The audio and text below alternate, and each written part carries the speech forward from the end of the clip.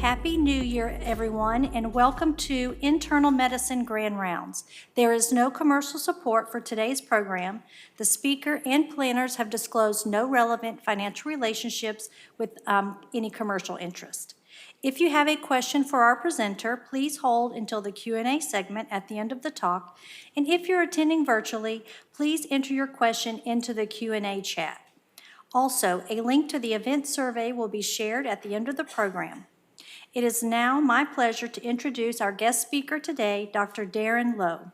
Dr. Lowe earned his bachelor's degree in exercise science from Georgia State University and completed his medical training at the Alabama College of Osteopathic Medicine. He is deeply committed to patient-centered care with a strong focus on disease risk prevention and promoting healthy lifestyle habits. Please join me in welcoming Dr. Lowe. Good afternoon, y'all. This is my presentation on cholesterol and cardiovascular disease from causality to contemporary prevention. I'm Darren Lowe. I'm third year IM residency. No financial disclosures, although I wish I had some. Here are my learning objectives. Describing the causal role of cholesterol and ASCVD, understanding Mendelian randomization studies and how it pertains to ASCVD, identify residual cardiovascular risk beyond LDL-C, and summarizing past, recent, major lipid-lowering trials, applying current guideline-based lipid management, and recognizing gaps for future interventions. So, why does cholesterol matter? I know in some of these more increasing evidence for, cholesterol kind of taking a back role to these the carbohydrates that we've learned about more. This LDL isn't a major impact, but it almost seems like it's taking more of a background role when it does have significant impact on ASCVD. So the incidence. Of course, it gradually and greatly varies by age, region, demographics, and of course sex characteristics. Men having more testosterone puts them at a higher risk for ASCVD. Based on this slide, you can see that millions and millions of myocardial infarctions have happened over the past decade. In this slide I have in 2015, 7.2 million acute MIs, and then we have a prevalence of 197 million cases in 2019, which has since risen in 2021. Like I said before, it dramatically increases by age, steeply after 40, and there's an increasing incidence prevalence in the older population when you start hitting 75 and 79 years old. These attributable risk factors underwent systemic analysis and have increased rates of disability-adjusted life years and rates of increased male incidence.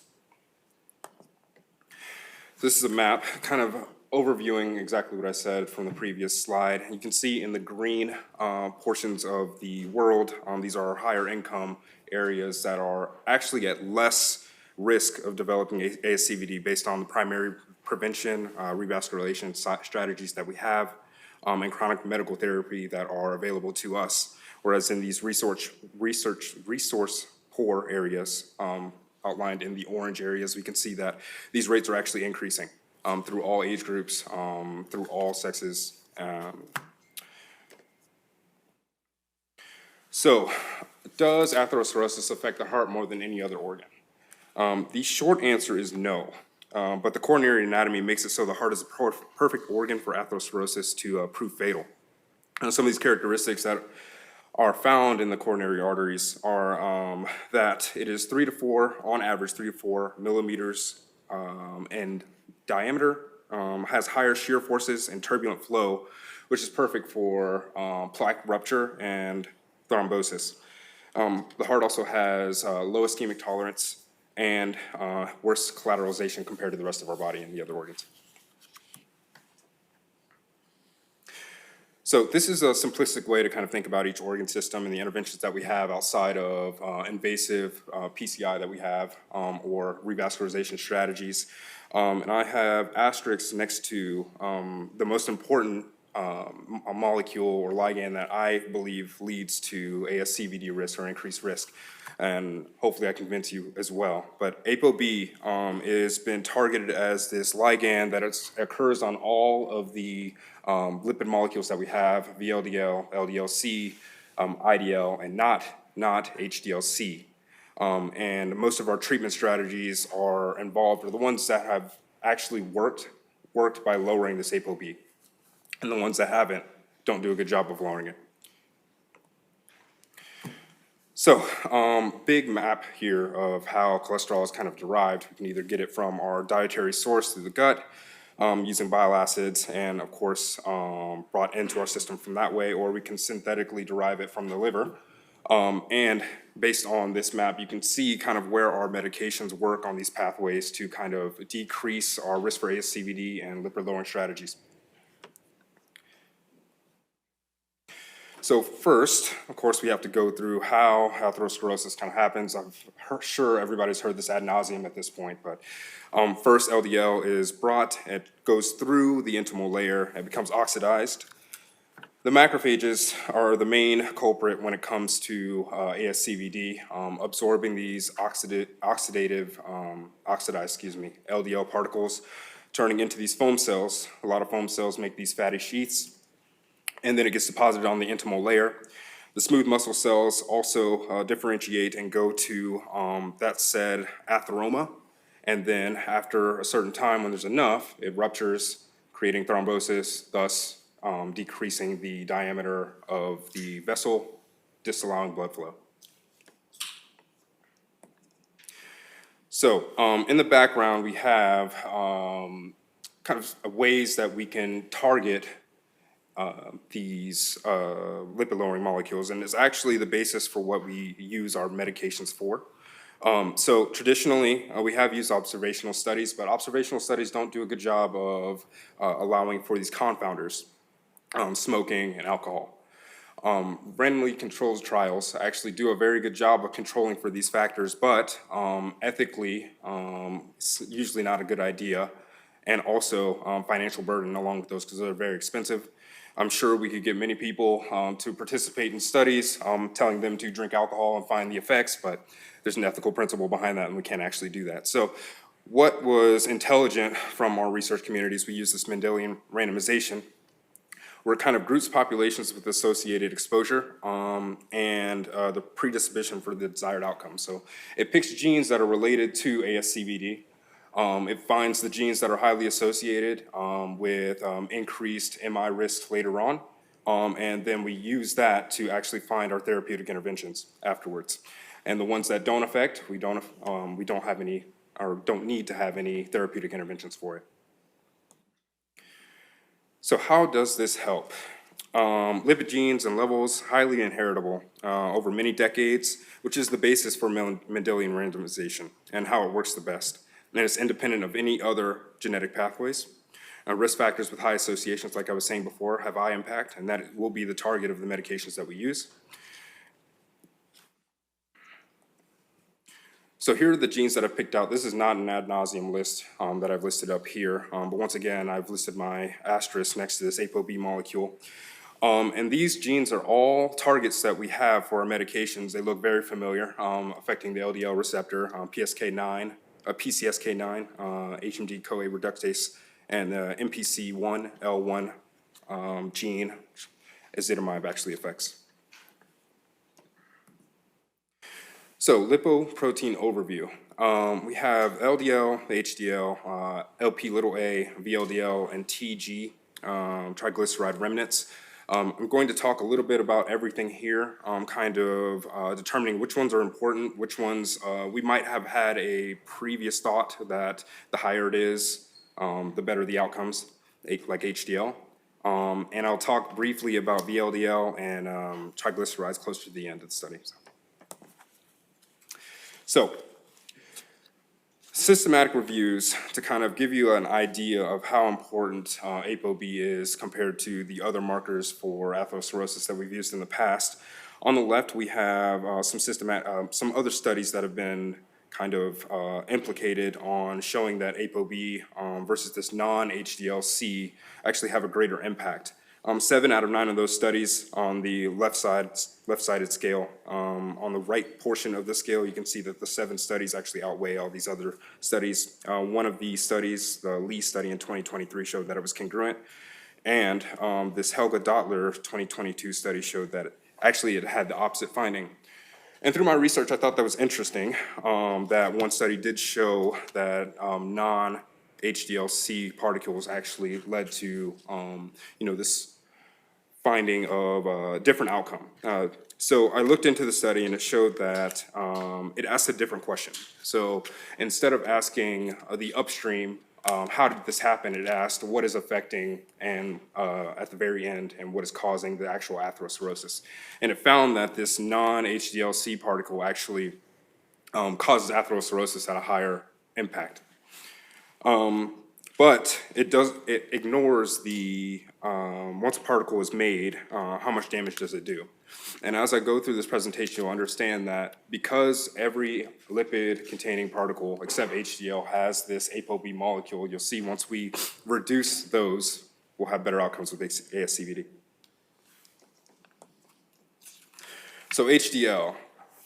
Mainly, when we have studied, we have thought that the higher the HDL, the better. And, there are important reasons why that was thought and why we think that today. So it reverses cholesterol transport, has anti-inflammatory effects, antioxidant activity, and endothelial support. But as we look further in the studies that I'll show on the next slide, it measures mass and not necessarily the particle number.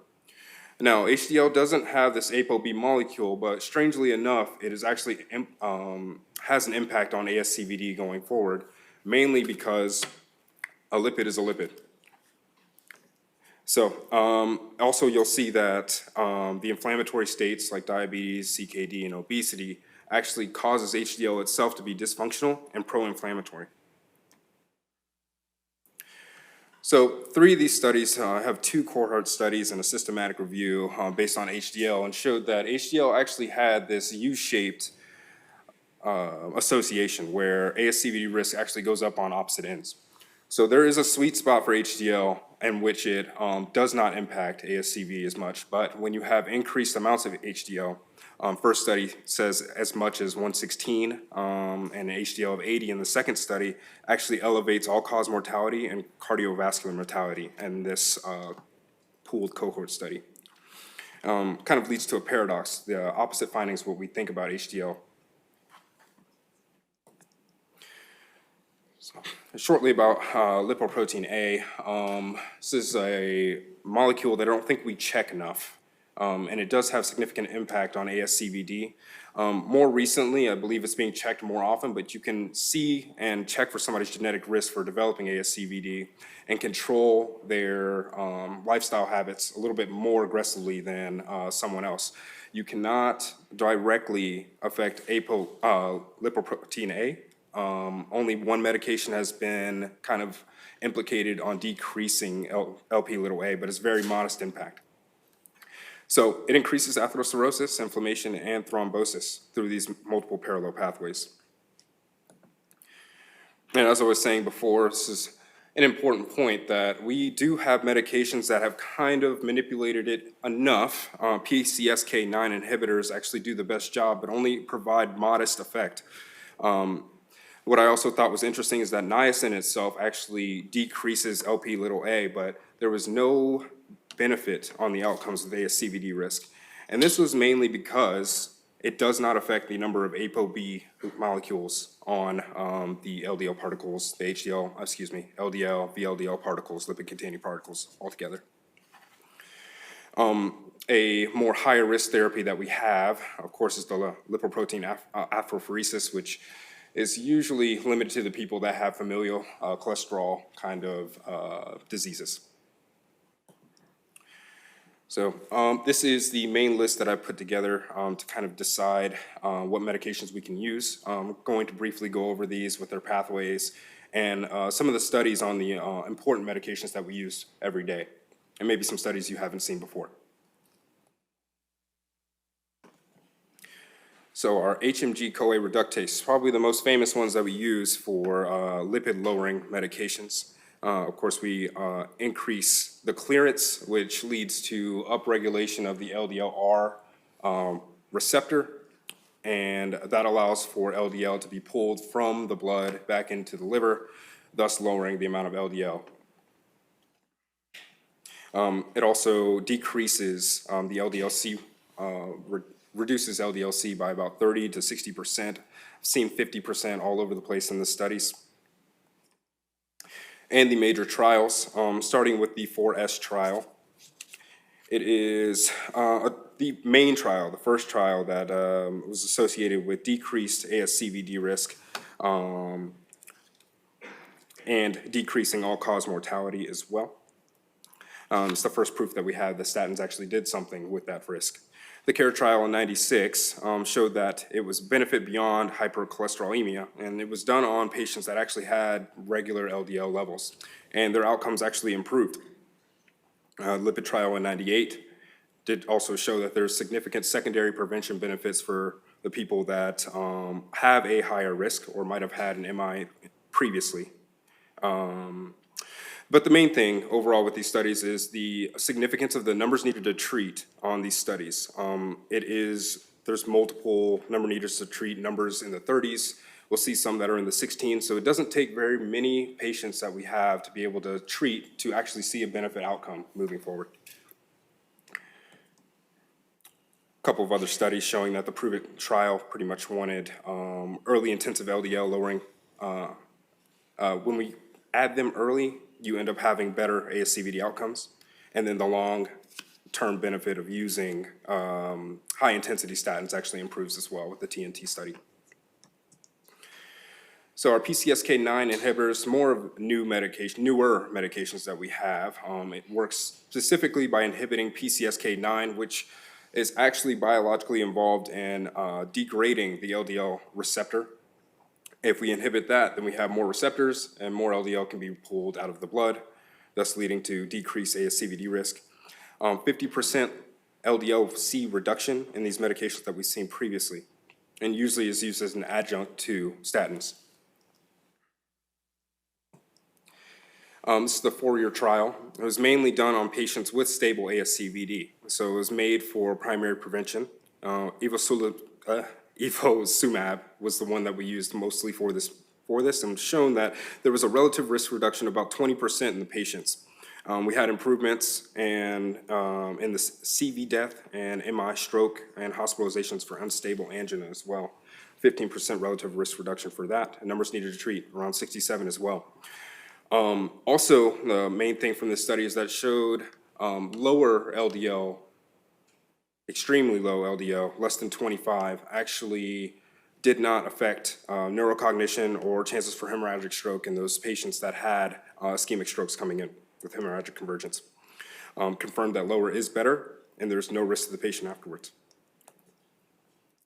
The Odyssey trial did something a little bit different. The main thing from this was that it showed that all-cause mortality was reduced in patients with recent ACS, and supported that early initiation combined with the statins actually improves mortality benefit. So ezetimibe, our NPC1L1 transporter. It inhibits this. You can't make MTP. MTP is associated with creating LDL later on down the line. It's also needed for turning our cholesterol into VLDL and then eventually into LDL as well. So you inhibit that, you don't get VLDL, you don't get LDL at the end. The reduction was around, I've seen 10%, 15 to 25% was as high as I saw in most of the studies that I reviewed. And it minimally has an effect on its own, but when combined with statins, you can see that LDL-C reduction go to about 20%. The PROVE-IT trial was the main trial that you guys might have heard about in general, made in patients with ACS. They had a modest LDL-C content. And it combined simvastatin with ezetimibe, and it showed that ezetimibe actually had, the combination actually had an 18% reduction from statin alone, based on those numbers. And showed that non-statins, LDL lowering, this is the first trial to show that non-statins were involved with lowering ASCVD outcomes. or ATP citrate lyase inhibitions, bempedoic acid. So this is an interesting medication because it actually affects the rate limiting enzyme before the HMG-CoA reductase statin inhibitors that we had before. I've rarely seen this used, but it has been implicated on decreasing LDL about 15 to 25%. Side effects that are included with that might include increased uric acid, and does have some myopathy associated with it as well. A CLEAR Outcomes trial kind of defines it's the stage front trial that I've had with and that I've seen with bempedoic acid. Provides an oral non-statin option. It does not replace PCSK9 inhibitors and very high-risk ASCVD. So it's an option. Normally, we would go the statin to the ezetimibe option, potentially to a PCSK9, depending on insurance and pricing, and then you can decide to add bempedoic acid, but it's definitely not a first or second line medication that we typically use. Our sequestrants bind bile acids. Don't have bile acids, can't get LDL. That's the main deal that we have here. It can raise triglycerides and does have some common GI side effects associated with it, an LDL-C reduction of 15 to 25%. Our MTP inhibitors, lomidopide, it's a medication that actually inhibits that MTP protein that I was talking about before. Can't make that, or you inhibit that, you don't have LDL based on inhibiting this protein. It has decreased LDL by about 40 to 50%, and we have some side effects of hepatic steatosis, diarrhea, and usually these patients need to be put on a low-fat diet because these side effects are so high. The newer agents that I have listed on that previous slide, the ANGPLT3 inhibitors, that's the one medication that I have based on the study, but there are some other ones that are associated, are CETP inhibitors and the CRISPR gene therapy.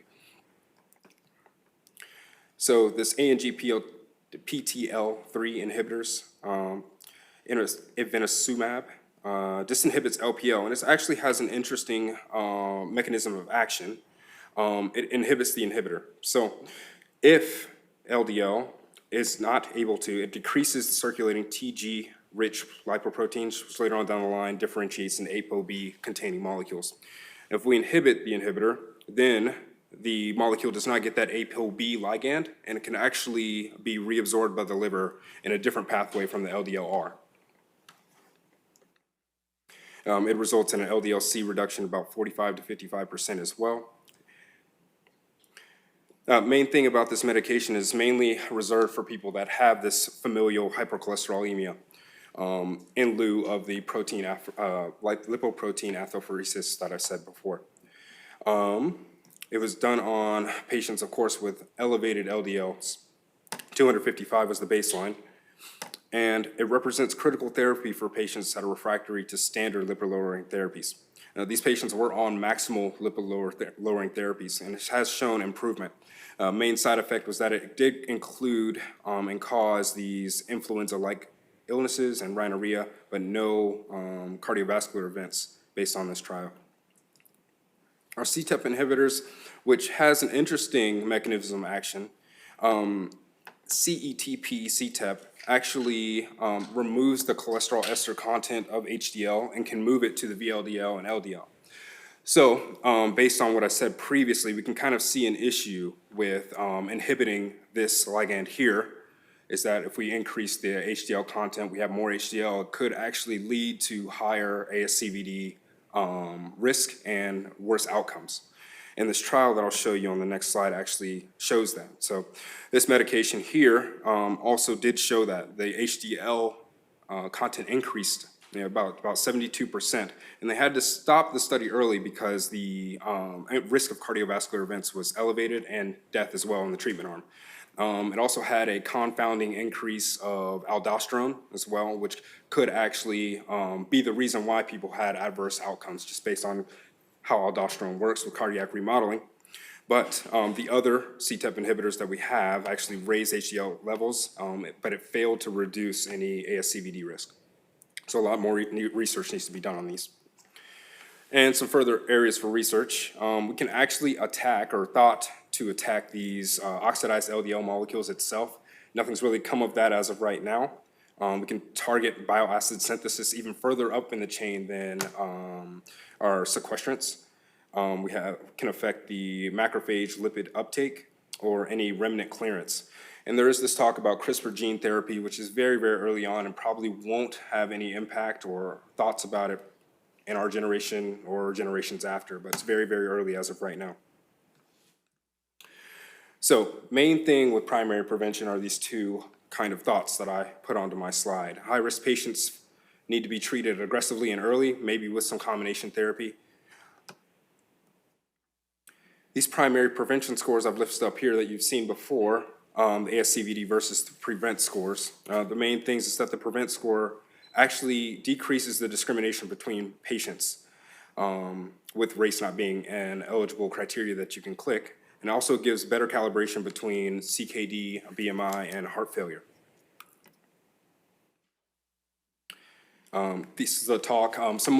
Some other kind of targets that we had with ASCVD is the thought of inflammation potentially causing increased ASCVD risk, and thoughts to decrease that to be able to have less ASCVD outcomes. And then I'll talk about the triglyceride remnant cholesterol in 2 more slides as well.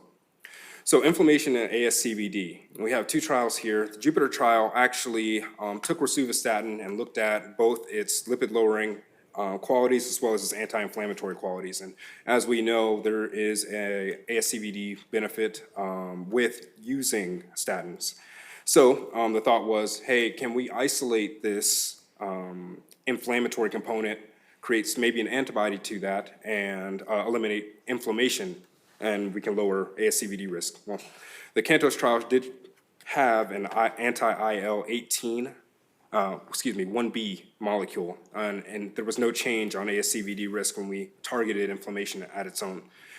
There probably is some kind of synergistic component with statins when it comes to lipid lowering and anti-inflammatory, but inflammation on its own is not the primary cause.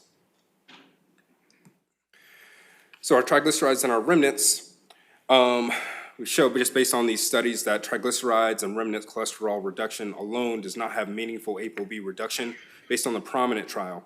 There are some omega-3 fatty acids and there's one that actually decreases ASCVD risk, but the other ones haven't been shown. Fish oil on itself does not have any ASCVD risk decrease on its own as well. Actually, in the PROMINENT trial, looking at the patients with triglycerides, it actually increased LDL-C and ApoB molecules in itself. So as I've said before, the guideline direction is lower is better. There's no indication and no studies that I've seen that lower LDL means that you'll have adverse outcomes. And even if there is, we need to weigh benefits versus risk and early combination therapy. Lastly, our implementation gaps. As with these newer medications, there are some cost barriers. And just for reference, the CDC with the PCSK9 inhibitors in 2015 is when it was approved by the CDC. Was listed at about $14,000 per year. In 2015, it dropped by about 60% to around $6,000 a year in 2018. And as of 2025, it is about $3,000 a year, $239 per month, which for our patient populations is still a significant burden, but we have other ways of being able to help these patients to afford these medications. The newer medications, the ANG, PLT3, and CTEP medications need further studies and safety studies with cost reduction to be considered anything outside of their select patient populations. So, I do have some clinical vignettes here. There's 2 questions. I can read them, and maybe we can have the audience answer a couple of these questions as well. 55-year-old man, history of hyperlipidemia, type 2 diabetes, presents with a follow-up. He's been on atorvastatin 20 for atorvastatin 20 daily for several months. Labs include elevated LDL, elevated non-HDL-C, elevated triglycerides. Does not have any ASCVD events.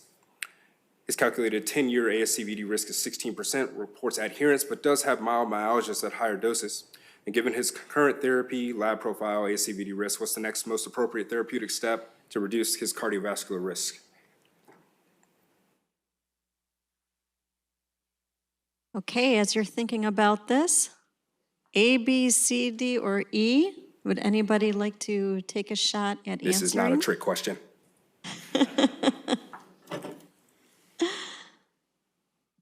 What do we think? Miss, someone answer. What do we say? Somebody say B? That's correct, B. All right, good job. Improvital, not a trick question. Second line medication that we use on pretty much everybody. Improve-It trial, of course, shows that synergistic effect with ezetimibe and has decreased incidence of myalgias when it's used with statins. Question 2, a 58-year-old man with type 2 diabetes, hypertension, and obesity presents with routine follow-up, history of non-STEMI, 2 years ago treated with PCI and drug-eluting stent, is currently taking atorvastatin 40, metformin, lisinopril, blood pressures within normal range heart rate, fasting lipid profile, LDL of 78, an elevated non-HDL-C, an elevated ApoB, an elevated LP(a), and elevated triglycerides. Which of the following is the best intervention to further reduce the risk of atherosclerotic cardiovascular disease?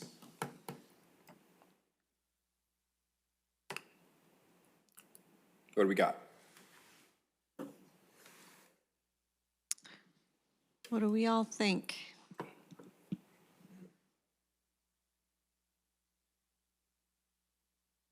I heard somebody say B, C, B? Let's go with B.